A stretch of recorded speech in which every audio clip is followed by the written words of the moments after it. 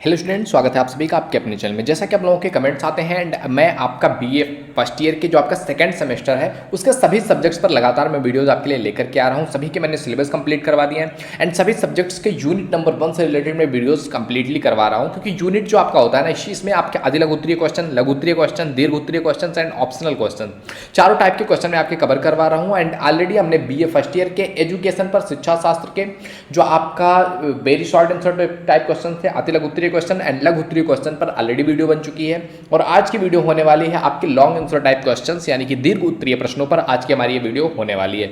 तो अगर आपने इससे पहले की वीडियोस नहीं देखी है तो प्लीज चैनल पे विजिट करके आप वो वीडियोस देख सकते हैं एंड आने वाली वीडियोस को नोटिफिकेशन पाने के लिए चैनल को सब्सक्राइब करके बेल आइकन जरूर हिट करें। तो चलिए टाइम ना वेस्ट करते हुए स्टार्ट करते हैं। शेयर टू योर फ्रेंड्स जिससे कि उनकी भी हेल्प हो सके।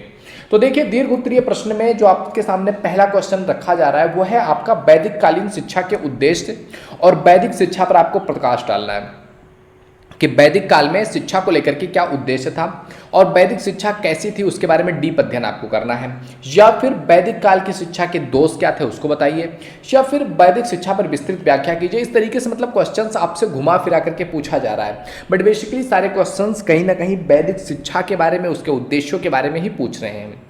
तो देखो, अगर इसके बारे में बात करें तो जैसा कि हमें नाम से ही स्पष्ट है कि वैदिक कालीन जो शिक्षा है वो प्राचीन भारतीय बौद्धिक संपदा का एक अंग है कि प्राचीन भारत में किस तरह से बुद्धि कितनी ज़्यादा विकसित हो चुकी थी, कितना ज़्यादा एजुकेशन विकसित हो चुका था, उस चीज़ का ही एक पार्ट है।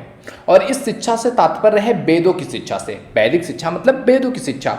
अब वेदों में वर्णित व्यवस्था के अनुरूप इस शिक्षा की व्यवस्था की गई थी और यही कारण है कि तब जो शिक्षा थी उसको विद्या के प्रधान जो है उद्देश्यों में इसे मुक्ति का साधन माना जाता था। यानी कि शिक्षा को उस समय क्या कहा जाता था? विद्या।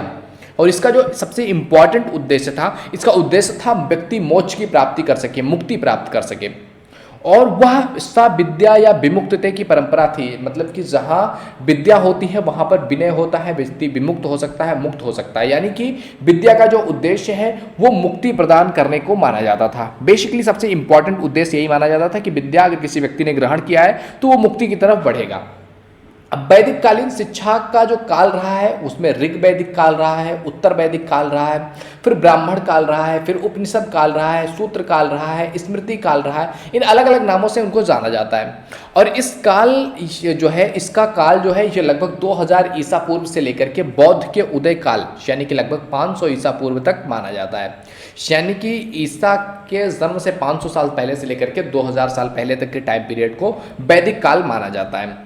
अब वैदिक कालीन शिक्षा के अगर उद्देश्यों के बारे में बात करें कि वैदिक कालीन एजुकेशन जो दिया गया था उस एजुकेशन का आखिर उद्देश्य क्या है, तो देखो, वैदिक काल में शिक्षा का उद्देश्य था आध्यात्म की प्राप्ति, अंतरात्मा की प्राप्ति, और साथ ही मनुष्य को इस रूप में बनाया था जिससे कि वह अपने सामान्य जीवन भी सही ढंग से जी सके, अपने आप को जान सके, अध्यात्म को जान सके और अपना जो नॉर्मल एक लाइफ है उस लाइफ को अच्छी तरीके से क्या करे, जी सके। इसीलिए परा और अपरा दो तरह की विद्याओं की जानकारी दी जाती है।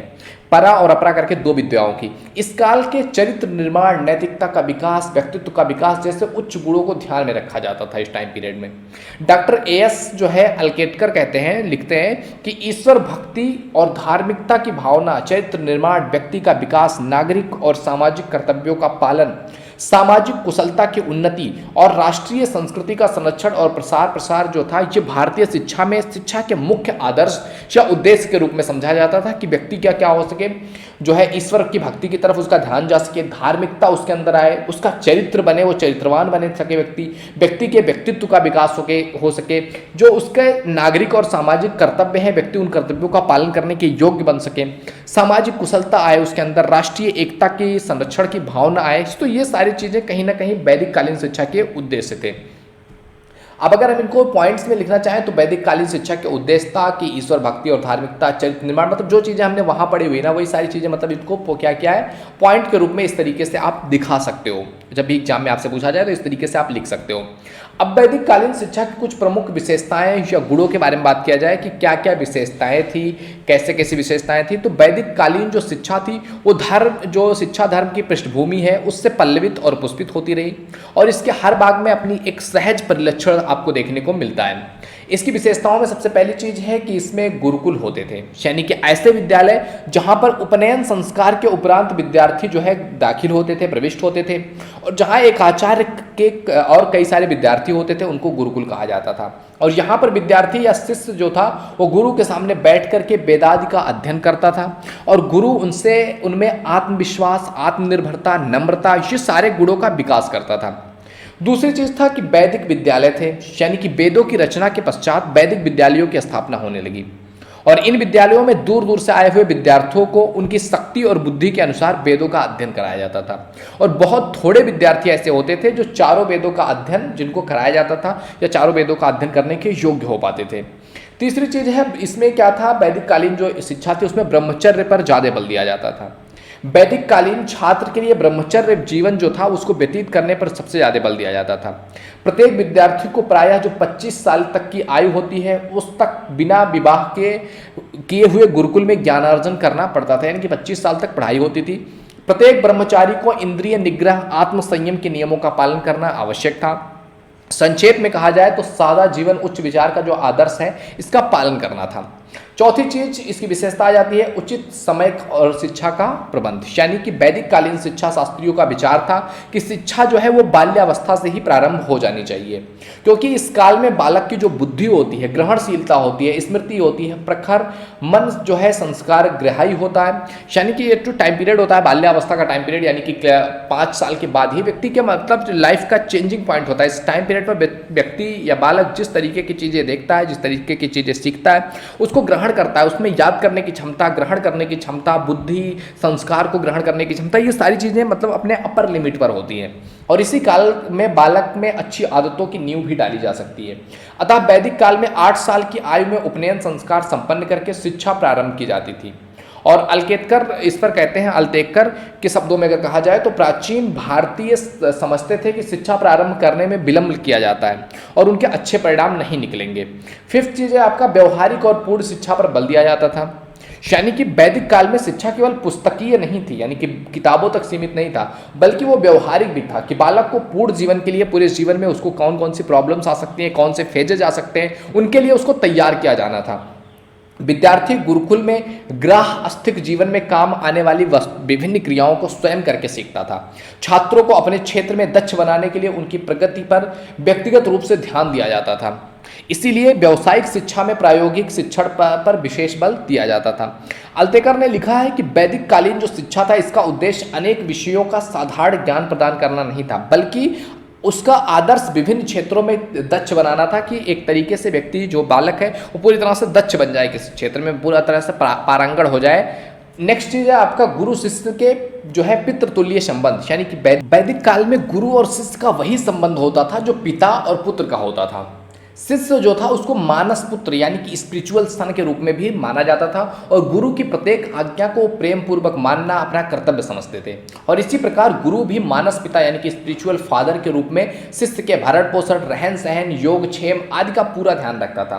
वास्तव में वैदिक काल में गुरु शिष्य का जितना मधुर, पवित्र और स्निग्ध संबंध था वो आगे के कालों में कभी नहीं देखा गया, क्योंकि आगे अभी आप देखोगे अभी इस टाइम पीरियड पे गुरु शिष्य का क्या संबंध है, तुम पैसे ले रहे हो, पढ़ा रहे हो, बस बात खत्म, वहीं तक ही रिलेशन है कि तुम कुछ वहां से सीख रहे हो, बस बात खत्म, मतलब एक कनेक्शन नहीं बन पा रहा है, बस एजुकेशन तक ही कनेक्शन रह गया है।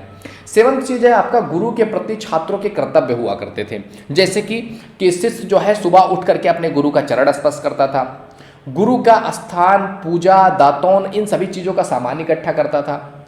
शिष्य गुरु आश्रम की गायों को चराया करता था। शिष्य गुरु के लिए भिक्षा मांग करके लाता था। शिष्य गुरु के खेतों में काम करता था। शिष्य गुरु गृह को, आग को सदा जिंदा रखते थे, मतलब गुरु गृह को जिंदा रखते थे। शिष्य जो थे वो गुरु के गृहस्थी के छोटे कार्यों को करते थे। शिष्य गुरु की हर आज्ञा का पालन करते थे। शिष्य गुरु के आदेश को अपने जीवन भर पालन करते थे। गुरु को गुरुदेव आदि शब्दों से संबोधित किया जाता था। गुरु को ब्रह्मा, विष्णु, देव, महेश्वर, परब्रह्म आदि गौरवपूर्ण जो उपलब्धियां हैं, जो टाइटल्स है, वो टाइटल्स दिए जाते थे। तो ये सारे कहीं ना कहीं गुरु के प्रति छात्र के कर्तव्य थे। अब शिष्यों के प्रति गुरु के भी कुछ कर्तव्य होते हैं, क्योंकि चीज़ें जो है हमेशा 2 साइडेड होती हैं। 1 साइडेड अगर कोई चीज़ है तो वो ज़्यादा टाइम तक नहीं चल सकता। तो वैदिक काल में गुरु शिष्यों को पुत्रवत मानते थे। छात्र गुरु को मानस पिता मानते थे, क्योंकि गुरु मानस पिता के रूप में ही यानी कि छात्रों का पूरी तरह से देखरेख करता था। अब क्या कर्तव्य थे गुरु का? तो छात्रों के रहन सहन पालन पोषण की व्यवस्था करना हो गया। इसके बाद छात्रों के स्वास्थ्य और उनके चरित्र का विकास करना हो गया। शिष्य के बीमार होने पर पिता के समान उनकी सेवा करना हो गया।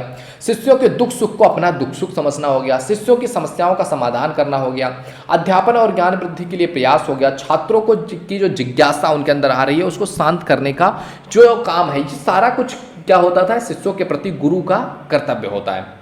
तो यहाँ तक आते हैं हम उपनयन संस्कार के माध्यम से। डॉक्टर PN प्रभु ने लिखा हुआ है कि उपनयन संस्कार के अर्थ को स्पष्ट करते हुए लिखा है कि हिंदू परिवार में प्रत्येक बालक जो कि ब्राह्मण है, क्षत्रिय है, वैश्य वर्ण से संबंधित है, वो कुछ त्योहारों द्वारा, संस्कारों के द्वारा शैक्षणिक जीवन प्रारंभ करता है और इन त्योहारों और संस्कारों को ही उपनयन संस्कार कहा जाता है।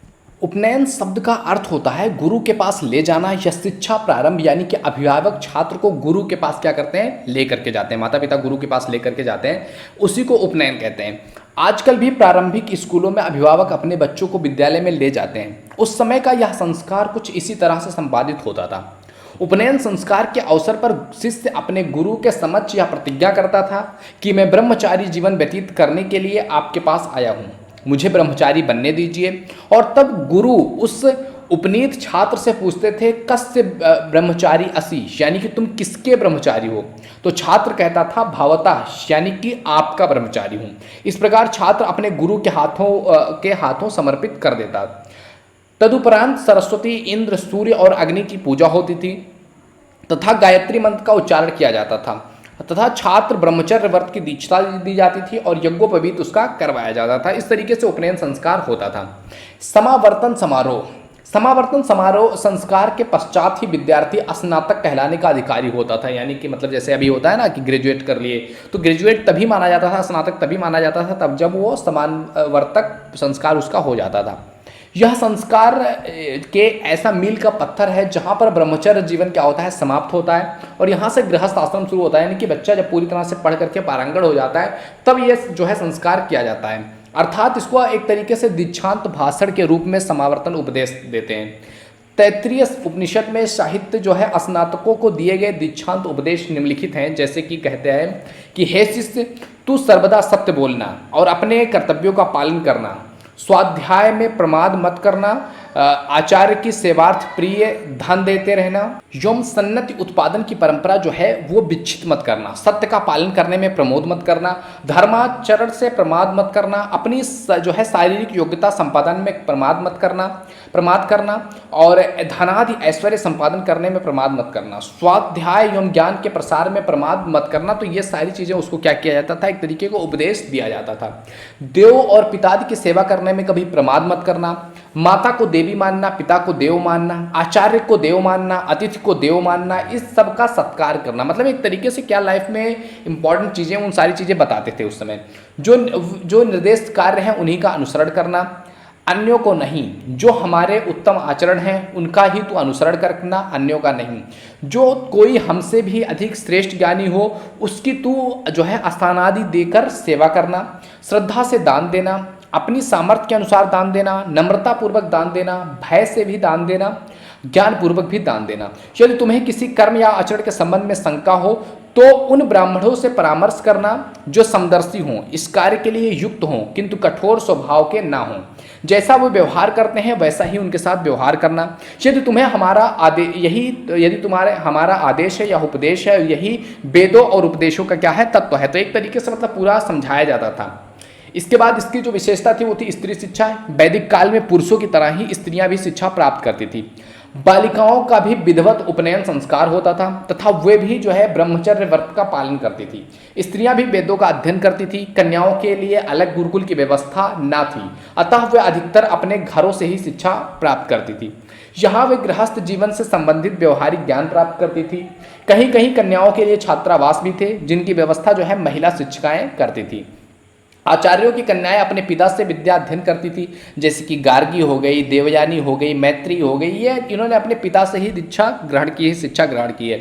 इस समय स्त्री शिक्षा पर्याप्त प्रचलन था। इनमें विदुषियों के नाम मिलते हैं, जैसे कि आप देख सकते हैं लोपामुद्रा, घोषा, अपोलो, उर्वशी आदि। इस समय अनेक स्त्रियां यज्ञों में भाग लेती थी और वाद विवाद कार्यक्रमों में भाग लेती थी। गार्गी का नाम इसमें काफी उल्लेखनीय रूप में आता है।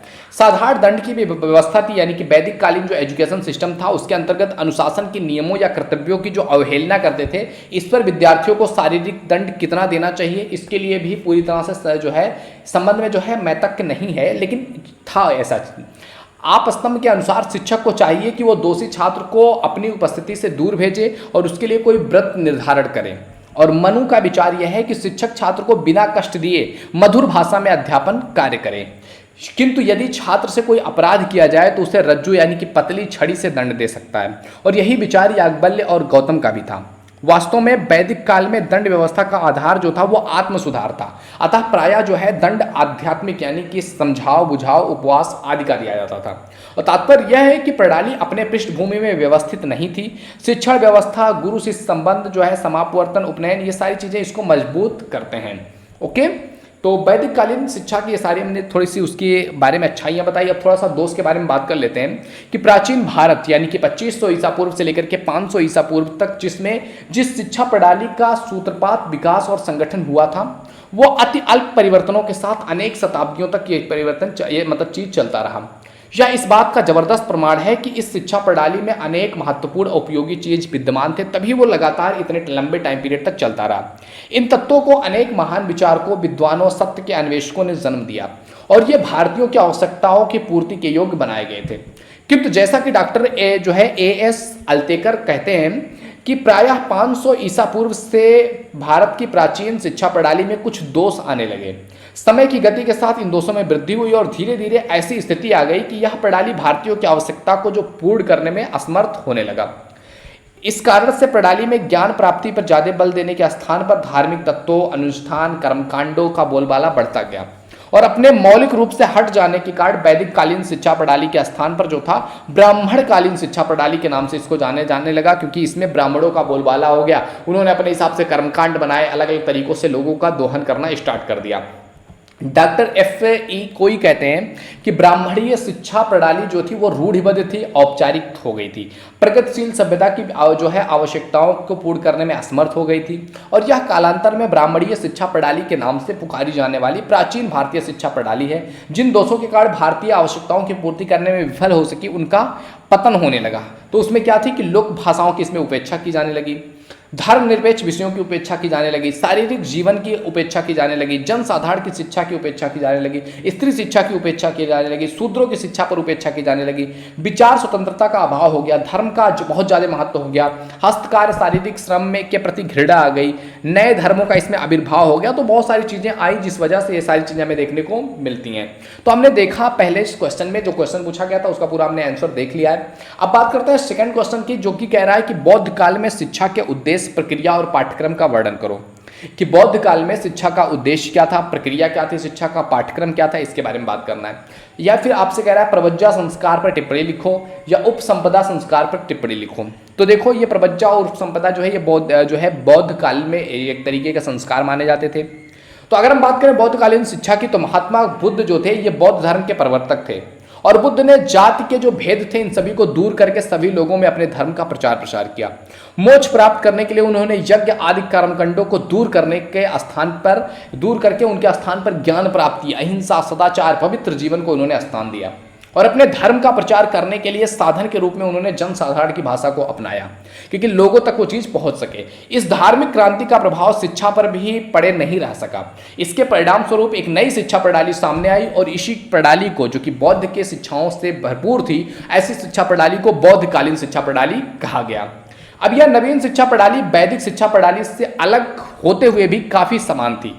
Doctor R.K. मुखर्जी लिखते हैं कि उचित रूप से विचार किए जाने पर बौद्ध शिक्षा जो थी वो प्राचीन हिंदू ब्राह्मणीय शिक्षा प्रणाली का केवल एक रूप है। शुरू में तो बौद्ध शिक्षा का मुख्य उद्देश्य था धर्म प्रचार करना और निर्वाण की प्राप्ति करना, लेकिन कुछ समय बाद शिक्षा का उद्देश्य सांसारिक जीवन के लिए तैयार करना भी हो गया। अब बात किया जाए अगर बौद्धकालीन शिक्षा के उद्देश्यों के बारे में, तो इसमें बहुत सारे उद्देश्य मिलते हैं, जिसमें पहला आता है आपका सामाजिक आचरण की शिक्षा। यानी कि बौद्ध शिक्षा का एक महत्वपूर्ण उद्देश्य था कि सामाजिक आचरण में सुधार लाना, क्योंकि आचरण में सुधार करके ही मनुष्य दुखों को दूर कर सकता है। अतः सर्वाधिक बल दिया गया कि करुणा पर भी बल दिया गया, जोर दिया गया कि करुणा होनी चाहिए आपके अंदर, जो है आचरण आपका बेहतर होना चाहिए। चरित्र निर्माण दूसरी चीज आती है बौद्ध धर्म में चैत्र निर्माण हेतु छात्रों को 10 नियमों का पालन सिखाया जाता है, जिससे वे सादा जीवन जीने में जो है विश्वास रख सकें और बुरे कर्मों से दूर रह सकें। तीसरा चीज है मानव संस्कृति का विकास और संरक्षण। बौद्धकालीन शिक्षा का उद्देश्य था कि मनुष्य अपनी संस्कृति की रक्षा के साथ साथ उसका विकास कर सके। इसी कारण से तत्कालीन साहित्य को सुरक्षित रखने के लिए बड़े बड़े पुस्तकालयों का निर्माण कराया गया। बौद्ध धर्म जो था वो मानवीय संस्कृति के संरक्षण और विकास का एक तरीके से पोषक था। बौद्ध धर्म शिक्षाओं के लिए भी जाना जाता है कि बौद्ध धर्म में बौद्ध धर्म की शिक्षा दी जाती थी। बौद्ध युगीन शिक्षा का सबसे महत्वपूर्ण उद्देश्य था कि बौद्ध धर्म की शिक्षा दिया जाए, उसका प्रचार प्रसार किया जाए। बौद्ध धर्म की शिक्षा उस समय छात्रों के लिए अनिवार्य रखी जाती थी। छात्रों को सबसे पहले महात्मा बुद्ध के द्वारा खोजे गए 4 सत्य जो थे उनका ज्ञान कराया जाता था। उसके बाद ज्ञान का विकास, यानी कि बौद्ध युगीन शिक्षा का उद्देश्य था कि सच्चे ज्ञान का विकास हो सके, क्योंकि महात्मा बुद्ध के अनुसार संसार के समस्त जो दुख है उसका कारण क्या है? अज्ञानता है। अतः हम इस निष्कर्ष पर पहुंचते हैं कि वैदिक कालीन और बौद्धकालीन शिक्षा के उद्देश्यों में कोई बहुत ज्यादा विशेष अंतर नहीं है। अब बात किया जाए बौद्धकालीन शिक्षा की विशेषताओं की, तो वैदिक शिक्षा के बाद बौद्ध शिक्षा का उदय हुआ और यह वैदिक शिक्षा के कुछ ही दूरी पर स्थित रह करके सामान्य जनता के निकट आ गया। और इस शिक्षा को गौतम बुद्ध के सिद्धांतों पर आधारित होने के कारण इसको जो है बौद्ध शिक्षा प्रणाली भी कहा गया। इसमें कहा गया कि विद्यार्थित्व, यानी कि विद्यार्थी कौन है, तो बौद्धकालीन शिक्षालयों के द्वारा शिक्षा प्राप्त करने के लिए सभी जातियों के लिए समान रूप से दरवाजे खुले थे। विद्यार्थियों में ब्राह्मण क्षत्रियों के लड़के अधिक होते थे, क्योंकि शुरुआत से उनमें पढ़ने लिखने की जो योग्यता थी या उनमें पढ़ने लिखने का जो कल्चर था उनमें ज़्यादा था। आप शूद्रों की बात करोगे उसमें पढ़ने लिखने का कल्चर था ही नहीं, क्योंकि वैदिक साहित्य में वो चीज़ें हमें देखने को मिलती ही नहीं है। राजा महाराजाओं से लेकर के मछुआरों तक के बच्चे एक साथ शिक्षा प्राप्त करते थे। हाँ, केवल चांडालों के पुत्रों की शिक्षालयों में प्रवेश करने का अधिकार नहीं था। चांडाल यानी कि जो मतलब एक तरीके से शवों को जलाते थे, उनके जो बच्चे थे उनको शिक्षालय में प्रवेश नहीं दिया जाता था बौद्धकालीन के टाइम पीरियड में भी। शिक्षा आरंभ करने की उम्र जो थी वो बौद्ध काल में भी शिक्षा आरंभ करने की उम्र 8 साल ही माना जाता था। और इसके पहले विद्यार्थी को क्या करना पड़ता था? श्रमण, सामनेर, नवशिष्य कहा जाता था जो नया प्रवेश लेता था। नए शिष्य के रूप में उसको 12 साल तक अध्ययन करना, 12 वर्ष तक अध्ययन करना पड़ता था। और जब वो 20 साल की अवस्था में हो जाता था तो वो भिक्षु रूप में प्रवेश कर लेता था। और शिक्षा पाने के लिए हर विद्यार्थी को अपने माता पिता की आज्ञा लेना आवश्यक है कि माता पिता ने आज्ञा दिया है तो भी आप जा सकते हैं। विद्यार्थियों का चुनाव होता था। वैसे तो सभी जातियों के लोगों को जो है विद्या अध्याय का पूर्ण अधिकार होता था, लेकिन निम्न बातों में से कोई भी बात यदि छात्र में होती थी तो वह शिक्षा पाने के अयोग्य समझा जाता था। ऐसे विद्यार्थियों को विद्यालय में प्रवेश नहीं मिलता था, जैसे जो किसी राजा की नौकरी करता हो, जो जेल खाने से भाग करके आया हो, जिसे राज्य की ओर से दंडित किया गया हो, जिसे डाकू घोषित किया गया हो, जिसका कोई अंग भंग हो, जिसके शरीर का कोई भाग विकृत हो, जो नपुंसक हो, जो कोढ़ी हो, तपेदिक हो या अन्य किसी रोग से छूत हो, जो दास या कर्जदार हो, जिसने माता पिता की आज्ञा जो है विद्या प्राप्त करने के लिए ना पाई हो, उन सभी को क्या था? अधिकार नहीं था। प्रवज्जा संस्कार के बारे में बात कर लेते हैं। तो सबसे पहले हम समझते हैं संस्कार की। तो वैदिक कालीन शिक्षा में जिस प्रकार छात्रों का उपनयन संस्कार किया जाता है, उसी प्रकार बौद्ध में प्रवज्जा संस्कार होने के बाद ही विद्यालय में प्रवेश मिलता है। प्रवज्जा का अर्थ होता है बाहर जाना। इसका तात्पर्य है कि छात्र अपने परिवार से अलग होकर के बाहर बौद्ध मठों में प्रवेश करता है। बौद्ध ग्रंथ जो है विनय पिटका में प्रवज्जा संस्कार को निम्न रूप में परिभाषित किया गया है कि छात्र अपने सिर के बाल मुड़वाता था, पीले वस्त्र पहनता था, मठ में भिक्षुओं के चरणों के साथ माथा टेकता और फिर पालथी मार करके बैठ जाता।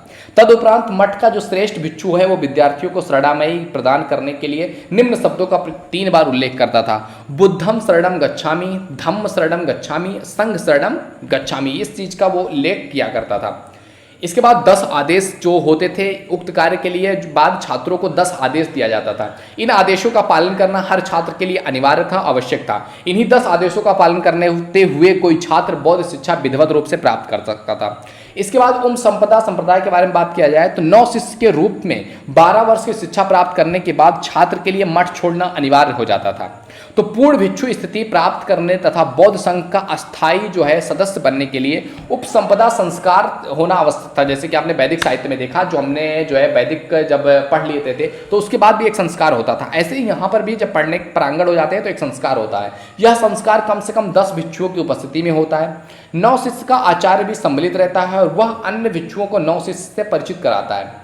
तत्पश्चात भिक्षु नव शिष्य से अनेक प्रकार के प्रश्न पूछते हैं। उसके उत्तर को सुनने के पश्चात वो जनतंत्राय प्रणाली जो है बहुमत से निर्णय करते हैं कि इसको लिया जाएगा या नहीं लिया जाएगा, कि नव शिष्य को उपसंपदा ग्रहण करने का अधिकार है या नहीं है। यदि निर्णय नव शिष्य के पक्ष में होता है तो उसे भिक्षु के रूप में संघ में स्वीकार करने की अनुमति दे दी जाती है और इस अवसर पर उसको 8 नियम का पालन करने का आदेश दिया जाता है। वो 8 नियम कौन कौन से हैं? तो उसमें पहले आता है कि वृक्षों के नीचे अब तुम्हें वास करना पड़ेगा, कपड़ों के रूप में तुम्हें साधारण वस्त्र पहनने पड़ेंगे, सात्विक भोजन करना पड़ेगा, भोजन के लिए भिक्षा मांगना पड़ेगा, औषधि के रूप में गौमूत्र का सेवन करना पड़ेगा, चोरी और जीव हत्या नहीं करना पड़ेगा, अलौकिक शक्तियों का दावा मत करना कि तुम्हारे पास अलौकिक शक्तियां आ गई हैं, स्त्री से जो यौन संबंध है, सेक्सुअल जो रिलेशनशिप है वो नहीं बना सकते हैं, तो फॉलो करना पड़ता था। अब आइए देखते हैं शिक्षा की पद्धति कैसी थी। तो बौद्धों में ब्राह्मणों की व्यक्तिगत शिक्षा पद्धति अनुसरण न करके एक सामूहिक शिक्षा पद्धति का प्रयोग किया गया। शिक्षा केंद्रों में जो है विभिन्न भिक्षुओं द्वारा छात्रों को सामूहिक रूप में जो है विभिन्न विषयों की शिक्षा दी जाती थी। दिनचर्या और छात्र जीवन के नियम के बारे में बात किया जाए तो बौद्ध काल के छात्रों के लिए कठोर अनुशासन में रहना पड़ता था। उस समय छात्र को गुरु और संघ द्वारा बनाए गए कठोर नियमों का पालन करना पड़ता था। सादा भोजन करना होता था, निश्चित समय दिया जाता था इस टाइम के लिए कि ये टाइम पे तुम्हारा खाना है, ये टाइम पे ये काम करना है। अगला चीज है छात्रों को त्रिचिविरा धारण करना होता था, जिसमें 3 वस्त्र होते थे जो पीले होते थे। छात्र घूम करके भिक्षा मांगते थे। भिक्षा मांगते समय उन्हें मौन रहना पड़ता था, उतनी ही भिक्षा मांगनी पड़ती थी जितना कि वो खा सकें। इसके अलावा कठोर अनुशासन में रहना होता था, जैसे उन्हें संपत्ति रखने का अधिकार नहीं था, अलंकार प्रयोग वर्जित था, खेल तमाशे से मनाही थी। गुरु के प्रति विद्यार्थी के क्या कार्य थे उस टाइम पीरियड पर? तो छात्र के लिए आवश्यक था कि वो गुरुदेव के लिए प्रायः गुरुदेव के प्रातःकाल जगने से पहले जग जाए, स्वयं दैनिक क्रियाओं से मुक्त प्राप्त करके गुरुदेव के लिए स्नान का जल रखना, हाथ मुंह धोने के लिए जल रखना, झाड़ू लगाना, सफाई करना, गुरुदेव के आसन का स्थान ठीक करना। साथ ही छात्र गुरु के साथ भिक्षा मांगने जाते थे। गुरु से पहले ही लौट करके आते थे और वे इसलिए लौट आए थे कि गुरुदेव को हाथ मुंह धोने के लिए पानी वानी की व्यवस्था कर दी जाए, उनके स्थान पर विधिवत ठीक कर दिया जाए, साथ ही भोजन का प्रबंध भी करना होता था। तो ये सारी चीज़ें गुरु के प्रति विद्यार्थी के काम थे। अब गुरुदेव की योग्यताएं और छात्र के प्रति उनके कर्तव्य क्या थे? तो बौद्धिक कालीन में शिक्षा पर भी गुरु के बनाए गए कुछ विशेष योग्यताओं की आवश्यकता होती थी। वही व्यक्ति गुरु पद पर आसीन हो सकता था जिसके अंदर ये योग्यताएं विभूषित होती थी, जैसे कि जो कम से कम 10 साल तक भिक्षुक रह चुका हो, जिसका आचरण शुद्ध हो, पवित्र विचार, विनम्रता, मानसिक क्षमता आदि गुणों से युक्त हो, गुरु शिष्य का मानवीय आध्यात्मिक पथ प्रदर्शित होता हो, छात्रों के लिए वस्त्र, भिक्षा पत्र, आवश्यक वस्तुओं का प्रबंधन करना होता था। शिष्य के बीमार हो जाने पर उसकी सेवा शुश्रूषा सभी करनी पड़ती थी गुरु को। गुरु और शिष्य के बीच में आप अगर हम रिलेशनशिप की बात करें, संबंध की बात करें, तो बौद्ध कालीन में गुरु और शिष्य का संबंध अत्यंत पवित्रता से परिपूर्ण होता था। वे जो है अपने अपने कर्तव्यों का पालन बड़े ही मनोभाव से करते थे। शिष्य का जीवन सादा और पवित्र होता था। गुरु भी अपने शिष्यों के समान सादा जीवन, निरंतर अध्ययन, ब्रह्मचर्य, निष्कलंक, चरित्रवान और आदर्श रूप प्रस्तुत करता था। चूंकि गुरु और शिष्य कई वर्षों तक एक साथ रहते थे, इसलिए दोनों के संबंध में अत्यधिक निकटता और निर्मलता रहती थी।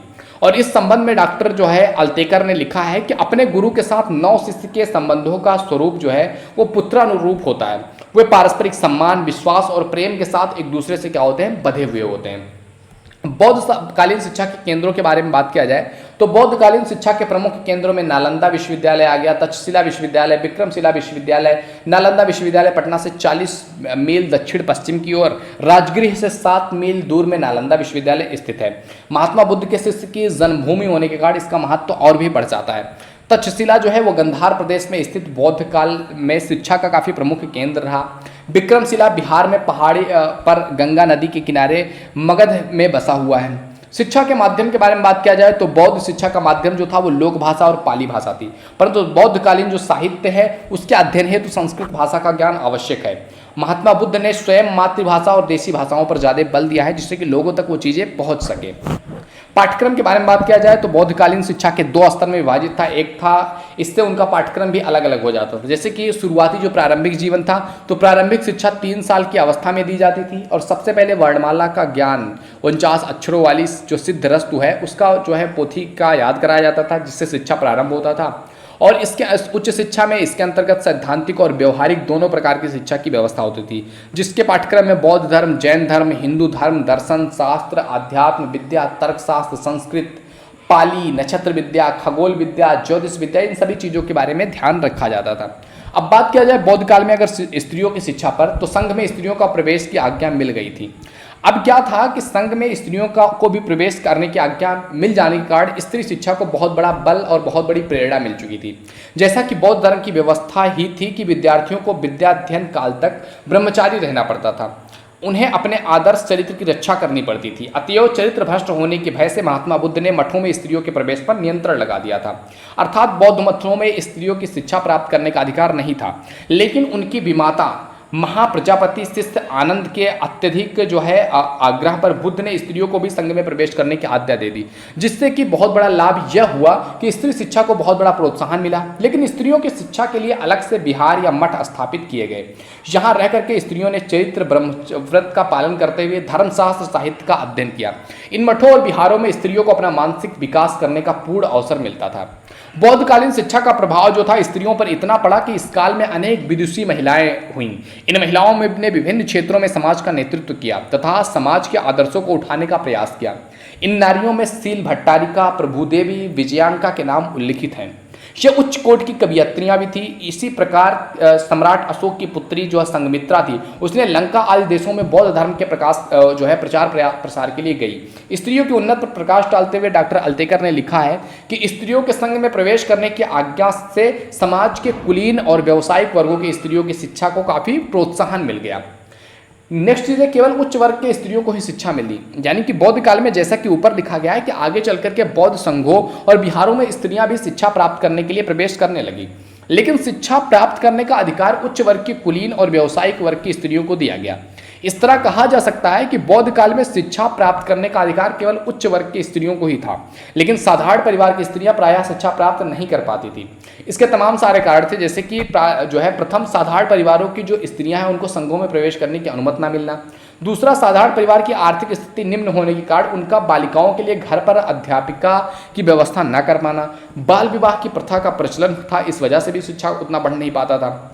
अब अगर बात किया जाए व्यावसायिक शिक्षा के बारे में कि बौद्ध टाइम पीरियड पे व्यावसायिक शिक्षा कैसी थी, तो यद्यप बौद्धकालीन जो शिक्षा थी वो धर्म प्रधान थी, लेकिन इस काल में व्यावसायिक शिक्षा की अवहेलना नहीं किया जा सकता। वैदिक काल की तरह ही इस काल में भी व्यावसायिक शिक्षा के तमाम सारे क्षेत्रों जैसे कि कृषि हो गया, वाणिज्य हो गया, कला कौशल हो गया, चिकित्सा हो गया, विज्ञान होगा, इनके लिए शिक्षा की व्यवस्था उपलब्ध रही। चिकित्सा शास्त्र और वास्तुकला का तो उल्लेख विकास है, इसके कारण आज तक विश्व में भारत की ख्याति है। आगे हम कुछ व्यवसायों के बारे में बात करते हैं, जैसे कि जो हैंडीक्राफ्ट हो गया, हस्तकला।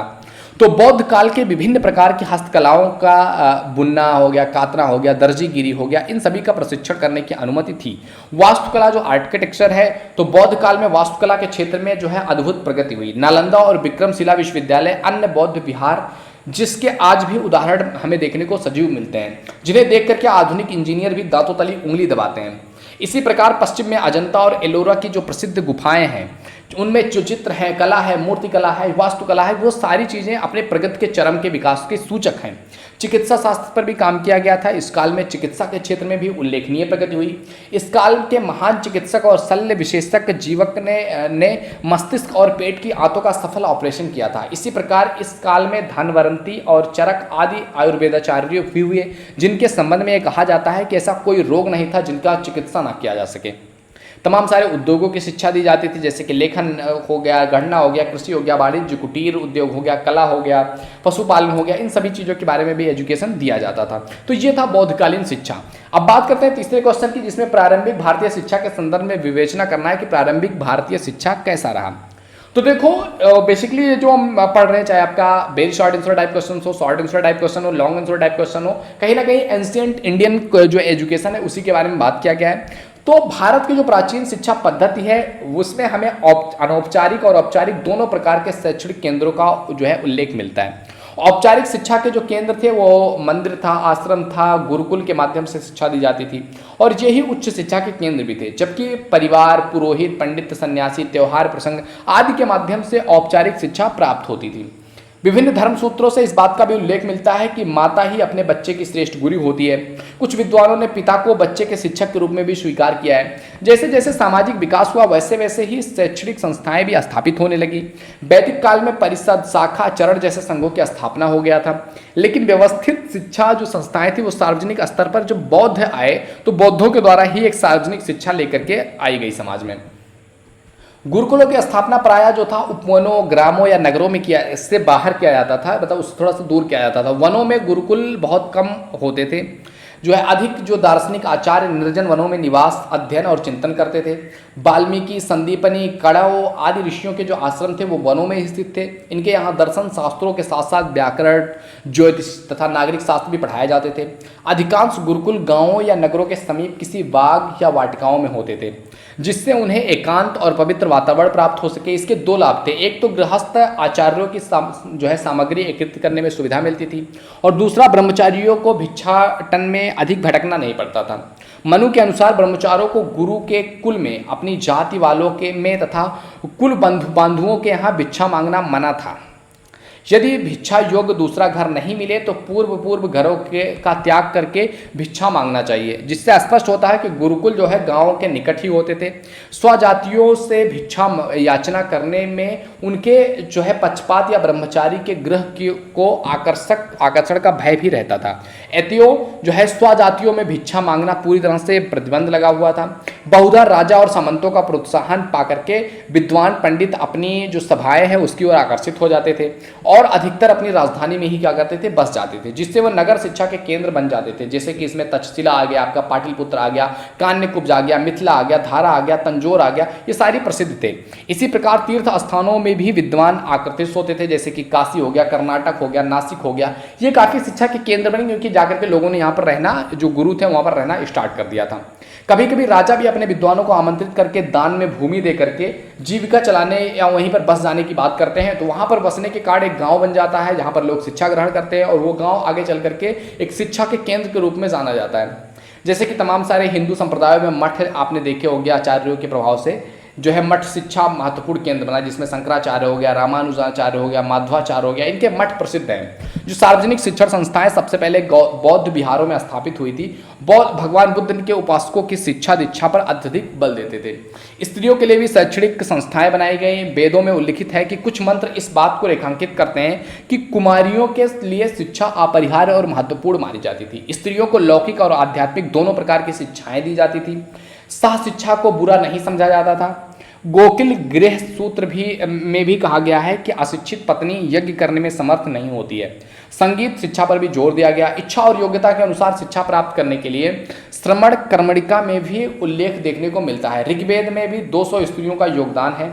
शकुंतला राव शास्त्री इसे 3 कोटि में विभाजित करती हैं। जैसे महिला ऋषि द्वारा लिखे गए श्लोक, आंशिक रूप से महिला ऋषि द्वारा लिखे गए उल्लेख या श्लोक, महिला जो ऋषिकाएं हैं उनको समर्पित श्लोक, इस तरीके से 200 जो है श्लोक की बात किया गया है। ऋग्वेद के 10वें मंडल में 31 और 40 सूक्त की ऋषिका घोषा, रोमसा जो है विश्वारा, इंद्राणी, सांची और अपाला थी। वैदिक युग में स्त्रियां जो थी यज्ञोपवीत धारण कर वेदाध्ययन और स्नाया, प्रातः, होम आदि भी कर्म करती थी। शतपथ ब्राह्मण में व्रतोपनयन है उसका भी उल्लेख है। हरिता संहिता के अनुसार वैदिक काल में शिक्षा ग्रहण करने वाली 2 प्रकार की कन्याएं होती थी। एक होता था ब्राह्मवादिनी और एक होता था संघोवाद। संघोवाद 15 से 16 साल की उम्र तक, जब तक कि उनका विवाह नहीं हुआ होता था, तब तक अध्ययन करती थी। उन्हें प्रार्थना और यज्ञों के लिए आवश्यक जो है महत्वपूर्ण वैदिक मंत्र पढ़ाए जाते थे तथा संगीत और नृत्य की भी शिक्षा दी जाती थी। तो इस तरीके से मतलब वैदिक का या प्राचीन समय में भारत में शिक्षा रहा था। तो ये सारी चीज़ें हमने देख लिया। अब इसके बाद स्टार्ट होगा आपका ऑप्शनल क्वेश्चन, जो कि हम पढ़ने वाले हैं अगले वीडियो में। वीडियो काफ़ी लंबी हो जाती है, बट चीज़ें एक भी चीज़ आपसे छूटे ना, एक भी क्वेश्चन जो आपसे रिपीटेड पूछे जाते हैं वो क्वेश्चन लगातार मैं आपके लिए कंप्लीट करवा रहा हूँ। तो अगर आपको वीडियो पसंद आए तो वीडियो को लाइक जरूर कर दिया कीजिए। वीडियो में पहली बार आया हो, चैनल पर पहली बार आया हो तो please visit the channel. If you think it is valuable तो आप सब्सक्राइब कर सकते हैं। अपने दोस्तों के पास भी जरूर शेयर कीजिए, जिससे कि उनकी भी काफ़ी हेल्प हो सके।